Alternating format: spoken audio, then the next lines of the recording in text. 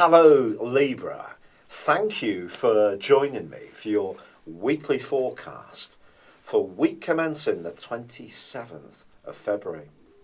You're the Zodiac's natural diplomat, but of course you are a cardinal or angular sign, which means that when something really does grip you, you can be more assertive. Now that could happen this week, it may have happened last week, or even over the last 10 days, that you've had to really stand a bit firmer about something that's really important to you. But of course last week on Sunday did see that solar eclipse, which is going to see a backdrop for the next 6 months. This of course also embraced the healing and spiritual and gentle energies of Neptune. So it's possible that you could find yourself over this period of time wanting to invest more of your energy in certainly a job situation where you can help others.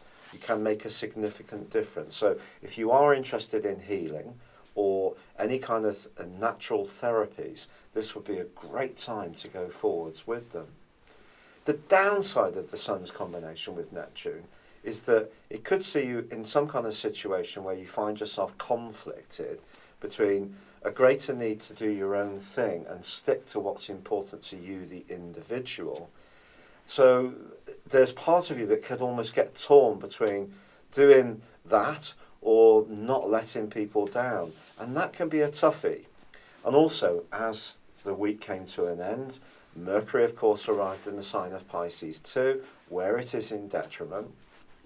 And it was in opposition with the North Node, which for you, this is kind of trying to balance the more spiritual and practical sides of life.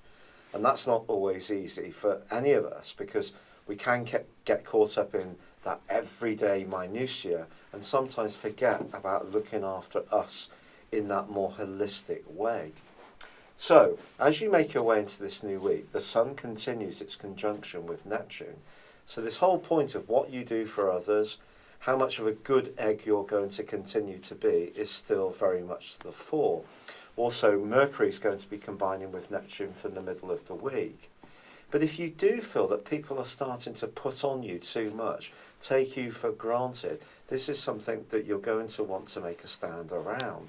And the combination between Mars and Uranus in your opposite sign still gives you the opportunity to find your voice and to really be perhaps a little bit more outspoken or even rebellious, especially as Mars and Uranus are opposing Jupiter in your zodiac sign.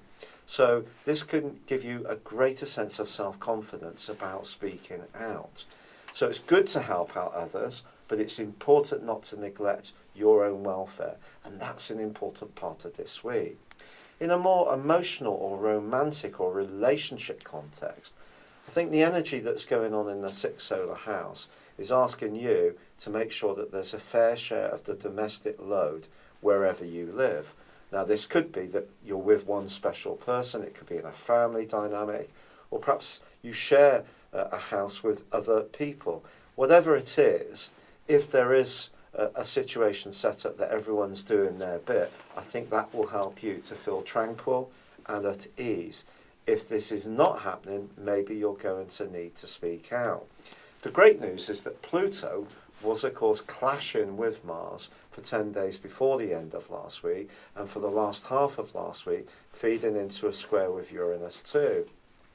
Now that was a fairly tough right angle, which could have created quite a lot of tension, or a sense that you could have been a bit more defensive if people were tuning into you as well as you often tune into others. But as this week goes on Saturday, your ruling planet Venus does go into a retrograde in the sign of Aries, which is your sector of relating. Now in this particular part of your scope, it's going to do so through to the 2nd of April. Venus already is in detriment in the sign of Aries, but I don't see this as being a negative. It's more a prompt to just tune into things at a bit more of a deeper level. Are you getting your needs met? Is there a nurturing environment going backwards and forwards in the closest ties in your situation? If there is, then I do feel that you won't particularly notice this retrograde.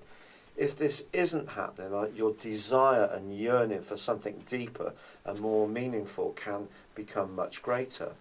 Now, as this week draws to a close, there is also a quarter moon.